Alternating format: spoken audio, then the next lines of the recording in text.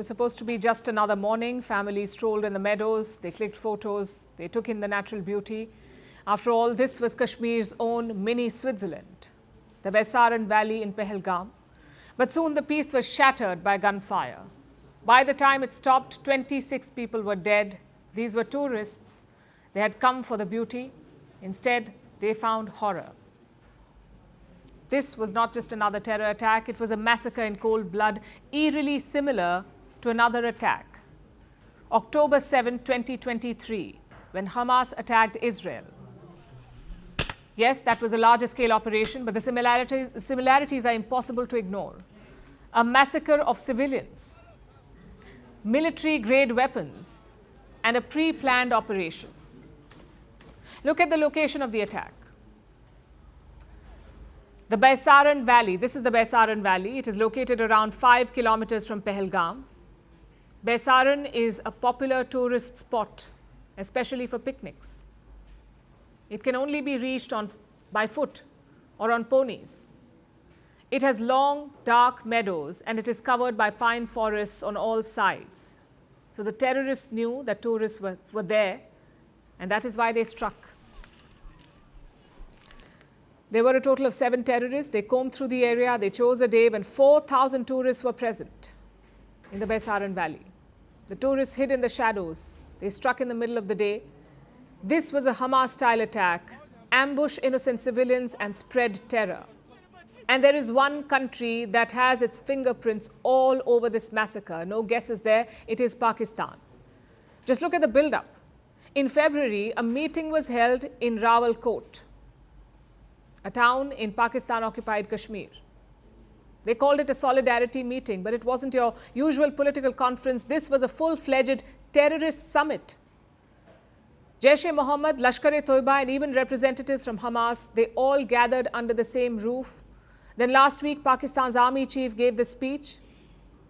Our stance on Kashmir is absolutely clear. It was our jugular vein. It is our jugular vein. We will not forget it. And we will not leave our Kashmiri brethren in their heroic struggle, what they are waging against the Indian occupation. He called Kashmir Pakistan's jugular vein. And they went for it.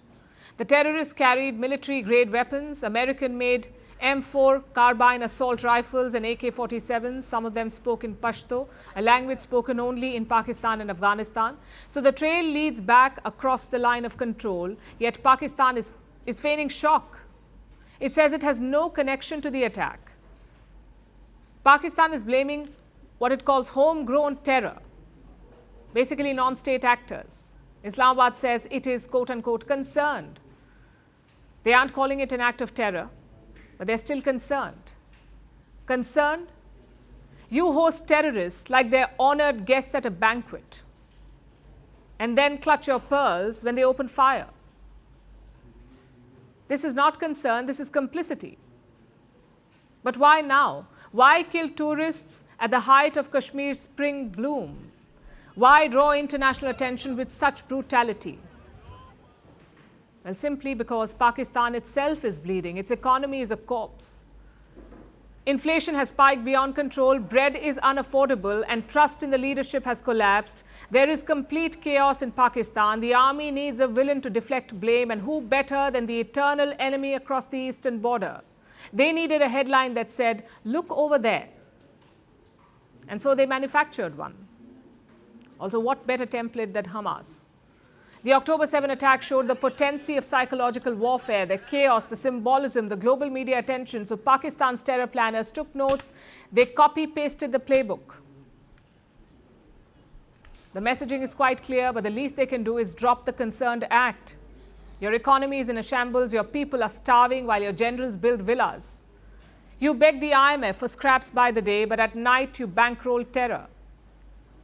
You cannot hide behind the word non-state actors anymore. This is your Frankenstein. You trained them, you armed them, you gave them sanctuaries, and now you have the audacity to act shocked when they do exactly what they were bred for. So let's be crystal clear here.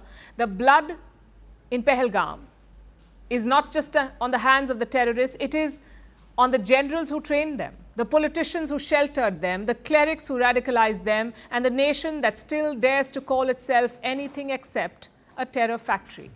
Greeting you with aloha and namaste. No, I love India. Presence, occupation of a territory by another country pertains to India, what we saw in Kashmir.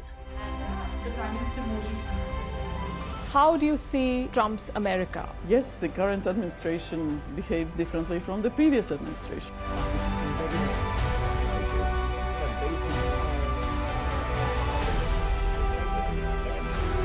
Are you saying that there are foreign powers who are trying to bring down the current government in Syria? Exactly. Iran, maybe Russia too. Prime Minister Modi committed to South-South, cooperation. Not over 50%. Is Ukraine prepared to pay the price for that peace? No compromises at the cost of territorial integrity and sovereignty.